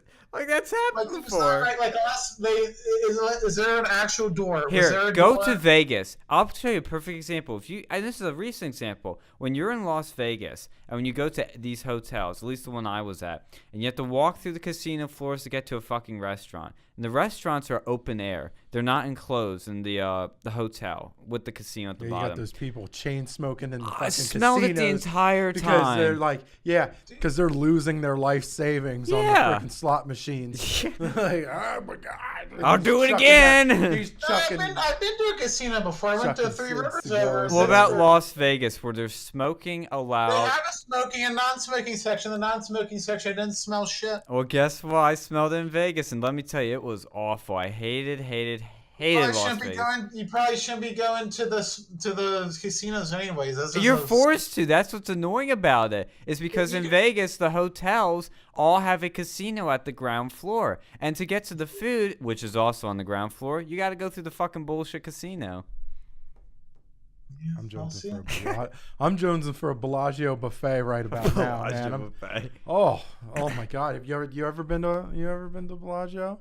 Oh my God, their freaking buffet is amazing. It was expensive food there. I should get money for advertising this, by the way, but it is amazing. We should make a trip to the casino. Yeah, and do a review like live. Yeah, like. We're all going to see the smoking section. Where apparently it's amazing. Look, go over it. It's like $40. Like, see, I wish my nose was that good where I could smell that stuff. Actually, no. Oh, so you have a bad nose. Before, and I smell these, like, fucking thoughts out there with all this, like, skanky-ass cologne. And I smell that more than I can smell cigarette smoke. Well, Like, on why college do we camp. have that? What about secondhand thought smell? Do I get like herpes from that now? Is that what's going on? You Somebody get make secondhand it. smoke. You get third-hand smoke from cigarettes. I get third-hand smoke from fucking nasty ass perfume. I actually second that because when my mother sprays perfume, she puts the worst shit on, let me tell you. And I'm just like, oh God, Mom, there's so much better things you can put that smells bad. Dude, and the thoughts here on campus, they smell disgusting because not only do they have their disgusting perfume, they have their fucking alcohol breath coming, they have their smoke. Oh man, I had this one when I was at Penn State, I had this one person, I was in the library, I heard her bitching, oh, this guy smells like a fucking cigarette. Oh, no, I was like, dude, you smell like a fucking tuna salad. Shut up. Like, she was bitching at me for smelling like cigarettes, and like she did not smell great herself. Like, I don't know if she didn't like wash or something, but she was fucking stinky. Like, Jesus, like they smell worse because you get in the bus and you smell this fucking, like, it's not even just the girls, like the fucking guys too. Like when I was in middle school, we go in the locker room, get secondhand Axe like spray. Oh, fuck Axe. Like fuck that shit. Oh, that. It's just coming up. It smells like that spray on Axe. I used that once. I was a middle schooler once too, and I was like, no, I'm not using the spray on anti-deodorant. It doesn't even work. Douche. Makes you smell like a middle schooler's asshole. That's what like Axe smells like. It's high school, like middle school, like kid, like fucking ass. Like I just had this like ever since I was in middle school, I just had this disgust of the spray Axe. Me too. It smells like douchebag. Yeah. Why do people use it? I don't get it. I don't know. I'm going out to a party. Let me get some Axe spray. Every time I smell that shit, it makes me think of fucking like freaking ball die sack. of Like gas contamination from that freaking aerosol. Spraying so much. Where's the third-hand smoke for that? You ever get stuck with a douchebag in an elevator that sprayed way too much Axe? Like you taste it, and it's like, oh my God. And it doesn't leave your nostrils for like hours. You don't have third-hand Axe spray. Hey, I'm for that. I'm for that. I'm for petitioning that hashtag of third-hand thoughts. Let's ban people from like having stinky, like from being stinky in public too, because I smelled some people. But they don't cause cancer, Alex. They probably do. Secondhand smoke doesn't cause cancer. Third-hand smoke doesn't cause. If you get secondhand smoke cancer, then your genes are fucked from the beginning, sir. Oh God! Don't insult my genes. Seriously, like there's people out there like just breathing the air. Think of all the shit that happens. All the cows that fart into the oxygen. All the gas factories that just do their thing. All the coal rollers out there on the streets. You're breathing that shit in. Then it's like, oh, the cigarettes that gave me secondhand smoke that gave me cancer, right? Yeah, definitely. Yeah. You know what? It's like all these people get like this lung cancer right around the time they had asbestos everywhere too. Yeah, well, they had to get rid of that too because it was bad. Well, there's a big difference between like I mean they did have the asbestos in there, but they stopped that in the 50s. Yeah, because it's bad. Yeah, that was really bad, like double dose. But secondhand smoke thing's ridiculous unless you're in a supremely enclosed space. If you're on the street and some guy is smoking a cigarette, I think you're fine. Like, no, I agree with that. As long as it's not like you're in that's why I said like secondhand smoking is like when you're in a car. Well, that's why they're doing third-hand smoke now. It must be fourth-hand smoke. I know, Alex, the next big thing. You're around someone who's around someone that smokes. Alex, did I agree with you or did I not? I did. I said that was silly. I want to see that. You know, what if asbestos is actually fine? You're just like saying bullshit. No. Like, I can see that. Like I'm so tired of this media making up shit. Like third-hand smoke. I could almost see them making. I could see asbestos being perfectly fine, but the media just went after it. I mean, it's probably not true, but still. How about? I could see that from how much I distrust the media. Well, you would love what they have to do with lead paint now. You have to have like test your paint for lead, which is like 0.001% of it. Well, yeah, it's a big thing. It's like Jesus had people live. They had cigarettes. They had asbestos. They had do you know what the life expectancy was in the 50s? It was shit. No, 50s wasn't. All right, bad. You want me to whip it out? Let's look at it. Let's look at this. How long do you really need to live to? What? What kind of question is that? I want to live forever, boyo. I don't want to live forever. See what my great grandfather still living. He's better than most people his age, but he can barely see, can barely hear. Me. You know, like it's bullshit. Like you don't want to be living that long. I do. I like this world. I like life. Like I kind of like to live a decent bit, but once I'm in like my 80s, peacefully sunset me at that point. I don't. Because what are you gonna do? Just be sitting around in your diapers, shitting yourself? Maybe. You know, I mean, he's on a diaper, but still, like you be going around, you probably can't even get a hard on unless you like inject Viagra. Oh God. Oh fuck me. Oh, you crack me up so much. All right, let's see. In the U.S., the current life expectancy of 2016 actually was 78.69 years. If we go all the way back to, okay, so this chart goes back to 1964. It was 71, but I know it's lower than that because it's a trend of going down here. Let's see. Can we get this bigger? Oh, fuck me. Oh, God. Oh, this is too funny. You don't get this shit on the radio. No. Well, did they eat at the Heart Attack Grill? Have you ever been to Vegas? Oh, is that the place with the giant burgers? Yes. It's served by nurses? Yes. Yeah, it's funny. It's like they write a prescription. No, that place you were talking about, the places that are filled up by smoke. I went to eat there one time. Oh, yeah, shit. that Wow. place was just, yeah, because there's like, because one of their big things is like, yeah, the people, if you're over 350 pounds, you get to eat for free. Like, so there's like a whole, wow. there's always like one or two people there that are just like insanely large. And it's like they're eating burgers and they're smoking like chimneys. Ugh. It's like, it's disgusting, but it's funny. It's funny to look at the same time. Like it's, Right. Well, see, you know what happened back in the day when people used to actually smoke cigarettes? You know, there's a lot less of these antidepressants going on, a lot less school shootings. I think what we need to go and do is bring back cigarette smoking. What? Because well, see, Dude, all cigarettes these is- edgelords that shoot up schools smoke. it's we the didn't have guns' this fault. back Take the then. guns. Yeah, they're on anti-anxiety medication. People used to do that. It was a lot cheaper, but then they were like, you know, they're like, oh, let's go demonize big tobacco so they don't see big medical coming in there. Okay. Big pill pushers pushing OxyContin, pushing Xanax. I agree. Pushing, Those things are like bad. Zoloft. That shit's worse than cigarettes, I tell you what. I disagree, but Oh, listen. Wait, I hooked on that Zoloft shit. It's a little pill. Oh, it makes me happy, and then like you don't get erections like cigarettes. It increases your sex drives, increases Does testosterone. That's it? why they want to ban it. Does it?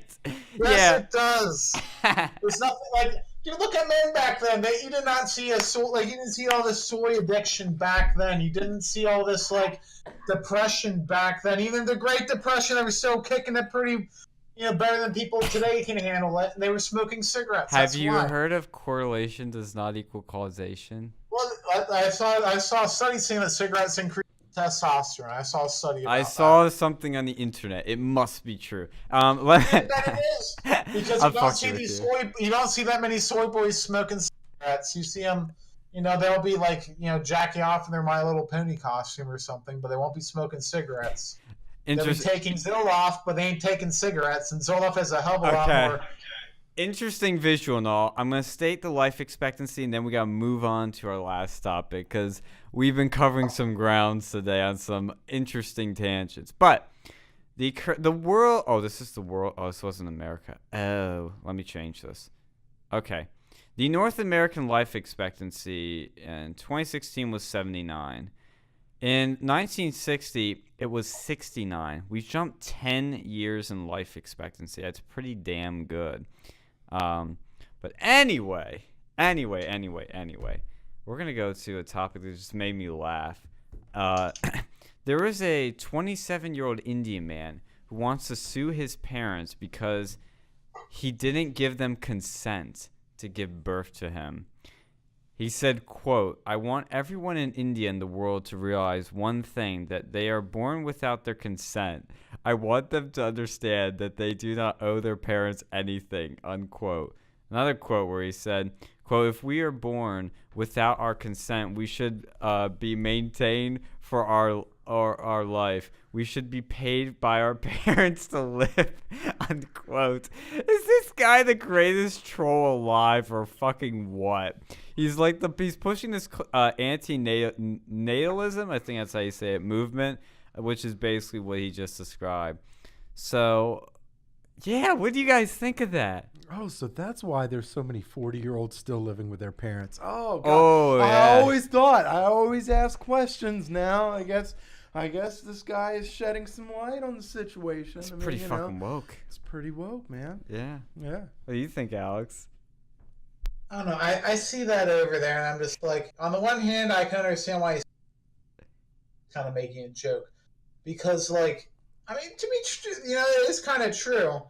Like, you don't really give consent to being born, but still, like, just kill yourself at that point if you really don't want to be alive. That's not a really good argument. But No, it isn't. But, like, if you really don't want to be alive, you don't have to be. You donate your body to science. My body, my choice. Like, it's a strange thing, but that's where, like, the left is like, oh, euthanize. But, like, you should probably try to live. It's a pretty good life. Who knows what's going on after You don't want to live. You're like, I want it 7. I'd rather be naturally taken away at 80 years old. I'm sorry. I don't want to be alive at 85, like 100 years old, like not seeing anything, not hearing anything. Having a nurse, like, check my assholes for, like, shit because I can't wipe my own butt. Like, I'd rather, that's a natural life. People weren't meant to live for, like, centuries. It's the exception, not the norm. Well, we're changing that. We're improving that. But, yeah. Why do you want to be alive at that point? You're going to be out of the workforce for, like, 40 years. Might be out of the workforce, your whole life if the robots take over. You're, like, useless at that point. Like, what are you going to do? You're going to observe the world. I don't know. I wouldn't want to live long. Like people are like, oh, we just want to live longer. I don't know if I would want to. Well, dude, I think there's a certain age where I'm just like, oh, for hell's sake, just pull the damn plug. Like, yeah, like right when you're like, when your stuff stops working, I think that's time. Like, oh, when it's like, did you get the Cialis? Oh my God, get the Cialis. You're like that girl from SpongeBob, the old lady. It's like, what? Chocolate? What? Do you have my chocolate? God, what are you talking about? Oh, my here's the God. thing. I think if you could live like you were in your 20s, in your 80s, there'd be a lot more reason to want to be alive, but we don't live like that. Like, maybe in the future we can go to, like, the auto part, but since all cars are going to be, like, electronic, they'll just have human body parts, so you just replace your arm with, like, an athlete's arm. Oh, yeah. Like, oh, yeah. Get, like, the porn star penis over here. That'd be the life. And you just, like, you replace everything. What if they do make robotic penises? Is that a thing yet? They will. They probably already have them somewhere. Probably China. They don't have any ethics. No. Yeah, I know, but, like, how would that work? Just get a. It's like a penis, but, like, your penis, but bigger. Do you feel anything? Like, if it's That's what I'm saying. Well, yeah, no. They're making bionic arms now that you can actually regain feel. You can regain touch. Like, so theoretically, we could have bionic penises. See, if you can't feel, then you're basically if I watching can't porn. feel, no, absolutely not. I think that's like if I ever get to a point, like, age-wise, where it's like, oh,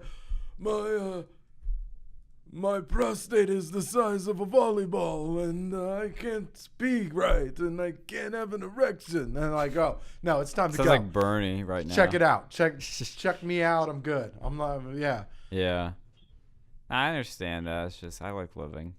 I mean, I do. Don't get me wrong, but there's if the reasons worth living for are no longer there, I don't know. It's like I'm not trying to be a Debbie Downer here, but man, I think there's a certain, like, look, you lived a good life, all right, maybe.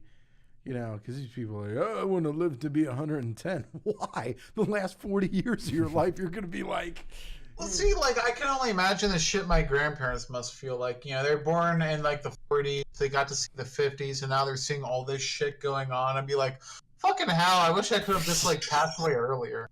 Like, can you imagine that, like, back in the, like, you know, going to school in the 50s, getting married, having a kid in the 60s. Back then when things are so much simpler, now you find people, you know, they can't use the bathroom right. He can't use the bathroom right. Well, no, like my grandparents can, but like you know, you get to that age. I thought you were talking about trannies. Yeah, that's what I was talking about. Okay, Like, you 'cause see I was- that stuff. You go and see like cars that drive themselves, like computers that aren't the size of a living room. It's just like, what the hell's going on? And you go and find like internet porn, but you're like, holy shit! Back then, if you wanted to see that, you had to go to the adult theater, and you're crazy if you did that shit. You know, they got like. You know, times have changed, and that's not always a bad thing. Well, see, if you're that old, like, how do you deal with that? Like, there's someone who was like 100 years. They lived before like the first person flew back when they had like horses and buggies and shit, and then it's just like seeing this be like at some point I'd just be like, fuck this. I don't want to deal with this shit anymore. It's just crazy talk. Like people were speaking, they had like Google Translate. What the hell is this? You used to have to go and pay someone good money to go and translate your shit. Now you get the computer to do it. You know, it's just like crazy. Yeah. I think for me it's like if I see if someone has to clean up my shit, I think that's another thing. Like if I go that's the line. That's probably the line. Like, oh, if I'm so old that I can no longer maintain myself in that regard. Like if I have to, you know, have a nurse clean me up after I messed myself, I'm like, yeah, it's over. It's been a good run. Like I can see what's going to happen in the next like 50 years. Like I can see what's going to happen in the next 10 years. What's going to happen in the next 50 years by the time that I'm retired. Like I get to be that age. I want to live past that. I want to go and see where like, oh, you ate meat when you were a kid. You're like literally Hitler now. You know, that's going to be like the next thing, like 50 years from now. That's probably when they're re-bitching about, like, oh, you ate meat, that's like wearing blackface. Like, that's probably what they're going to say. No, it's not going to go that far. I mean, I could see the left, like the radical left pushing crazy shit like that, but that's not going to be a mainstream belief. And, dude, 50 years, do you know how long 50 years is? Like, 50 years from back then, back in the 50s and shit, they literally had blackface performance. And yes, but we've been eating meat since humanity has started. We didn't have transgenders until like 10 years ago. Like it wasn't a major political issue. Like back when I was a kid, but okay. Back when I was a kid, transgender meant wearing like female clothing. Yeah. And now it means having a penis when you weren't originally born with a penis. Okay. Like here's my Nostradamus moment. Okay, in 50 years, probably earlier. Fuckable robots will take over the world. There's dude, that's like 5. They already have that shit now. Yeah, that's they do for incels. That solves the incel problem. So I'm down with that. Look, I'm down with that. Well, no, they'll take over for everybody. They'll just, you know, it'll just you just don't get married. You just do sperm donation Well, and then you live with a robot. That's it's easier than living with humans. Yeah, that's actually what I am worried about. Is that, even though I'm joking that it solves incels, like the problem that's going to become is that robots are going to be better than humans, and people are going to like incels especially are not going to know how to talk to humans. They're going to be having a relationship with a robot, like the movie Her. Have you ever seen those Adam and Eve infomercials?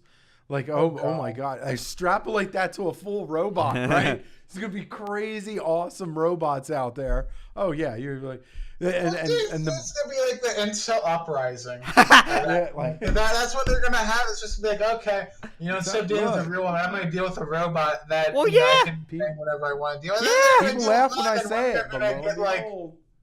It's gonna be so polarized that there's gonna be like two societies, like men go to Mars or men go to Jupiter to get Mars, whatever the hell that freaking rhyme is. I can see these married couples. I can see these married couples. I don't know how the fuck it's gonna happen, but we're gonna see like gender segregation against people just don't want to deal with each other.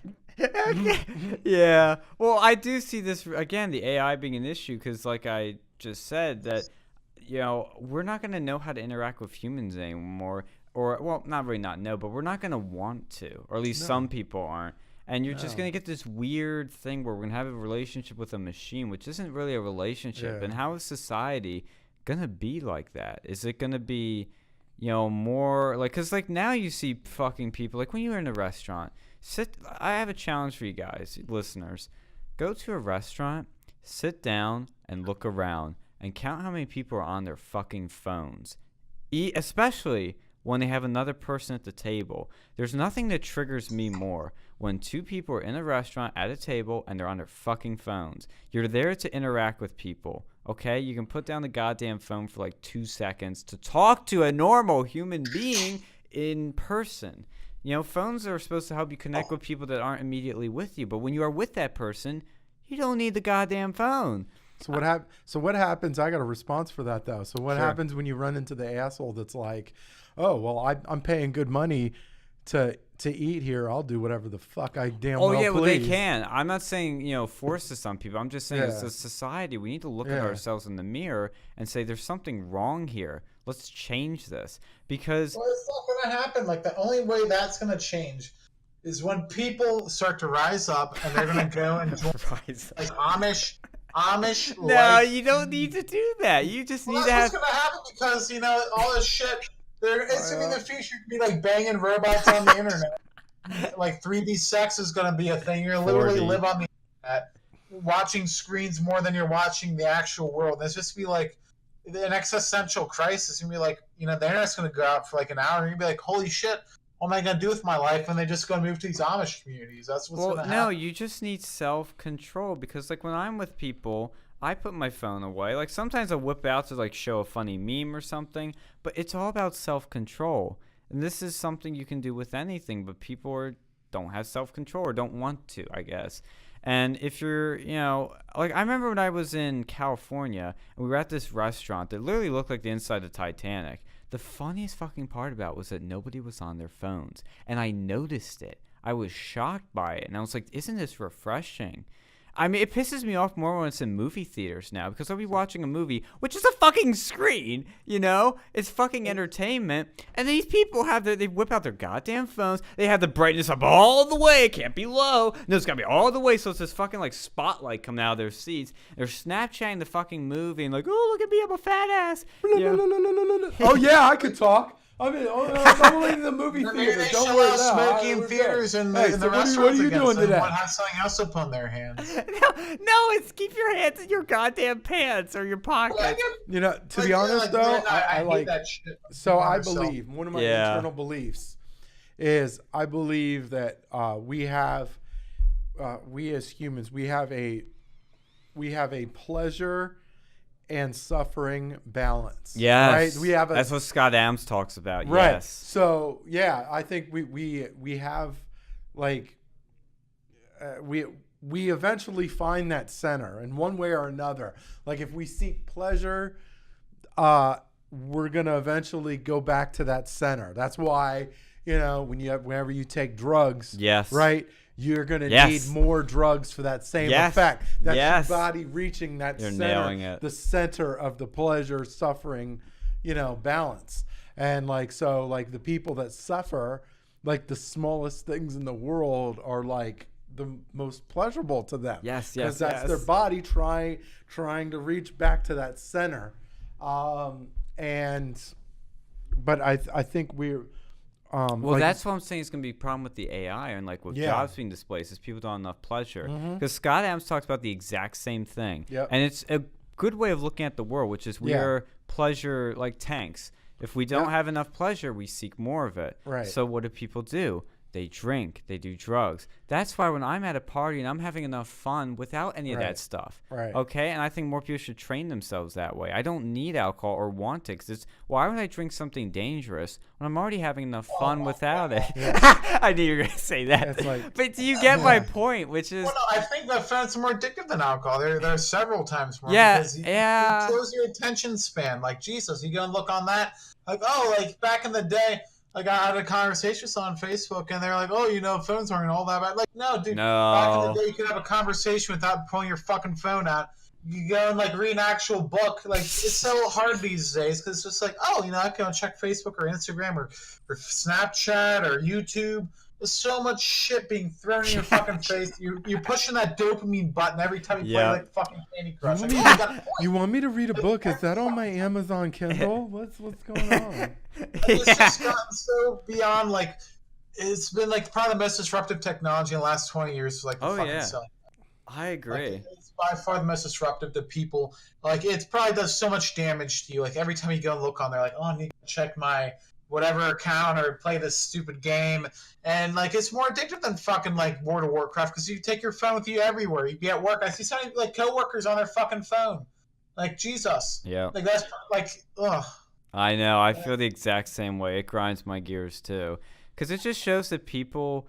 Like, because we always talk, like, people always say I'm the introvert that doesn't know how to interact with people. I've overcome that because I've worked on improving myself, and I've gotten much better at talking to people and forming relationships.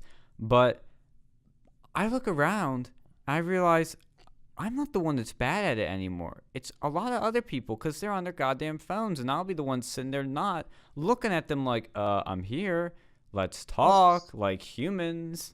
Well, you see that shit? That's why I don't want to live to be 100 years old.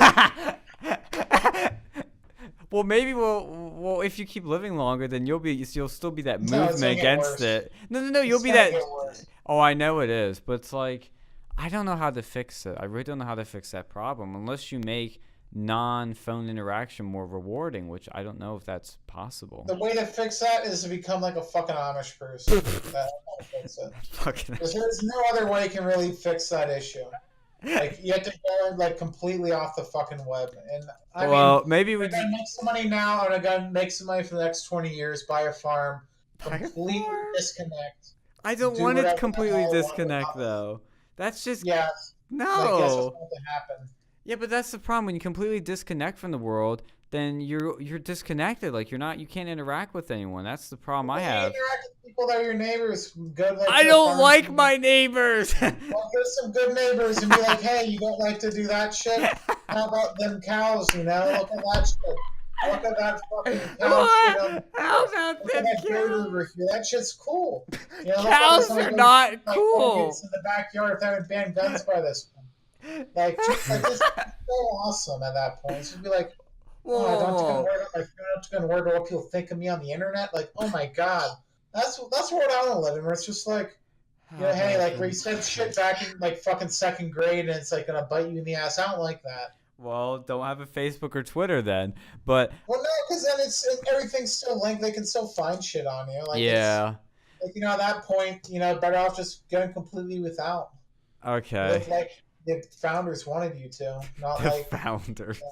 Zuckerberg wanted you to live. You're like a fucking horse. A horse? You like cars, I thought. I did, but that ain't gonna be existing in 50 years. There's gonna be like some gay shit by then. It's gonna be some like, it's gonna be some like Tesla and crack. It's just like, I'm being everywhere. It's gonna be like a Tesla. It's gonna be like playing Eve online, where you don't actually move your thing, just click and tell it where to go. That's gonna be cars in the future. Oh god, you cracked me the fuck up. Okay. You're not gonna have control of your car because humans are too stupid to control cars. That's true. I'm evidence of that, right? I'm fucking evidence of that. I've had people fucking hit me. Yeah, but those are other people hitting you. I hit people. Yeah, because other people are stupid. Yeah. Well, I think driver's license, these boomers and shit. Wow. Boomers past their expiration date who are like probably drunk, but the police didn't care. We're gonna have to wrap up in a second, but I think the funniest thing you said was just when you said that we should have conversations with our neighbors. You said, "Oh, let's talk about cool shit. Like, how about them cows?" A good wholesome life. You worry about yourself. Your cows. Why would you talk about cows? Don't worry about don't worry about Cardi B. Don't worry about like. I don't know. I don't worry about Cardi B. I don't know who the fuck she is. And I have a phone. I don't know who she is either, but like, people bitch about her. People bitch about like fucking PewDiePie. But I don't cool. care. That doesn't affect me in my daily life. I mean, he kind of does now because I'm connected. You're on the internet. Everything affects everything. It's like the global. It's like the globalist shit. That's why the globalists love the internet. They want you to have And Okay, I Alex put it up Jones. in hand. No, you're getting a little. Trichomes are coming. Oh God! It's just we're so That connected. scared me. Every little thing, it's like you're hooked in with every other person on the internet. To a Well, certain that's your extent. choice. That's your choice. I know, but it's so hard to get off of. It's worse than crack. Like, that's the reason why, like, this most schedule the freaking cell phones. Put that on there. What? If I'd rather legalize all drugs than legalize the cell phones at this point. Because it's Okay, I probably disagree. I It's extremely. probably, I bet it's less addicting than some of this shit. With the Okay, cell but one is useful and one isn't. Dude, cell phones are it probably is less, probably causes more decreases in production than people on heroin. I disagree. Dude, I don't know. I've I seen some shit with people on cell phones. It happens in every industry, and so many more people are addicted. They don't even know it. Okay. Well, that'll be something don't we know can you're look addicted. for later. Because I can tell the wine is starting to get to you. Or the beer, whichever your choice of beverage was tonight.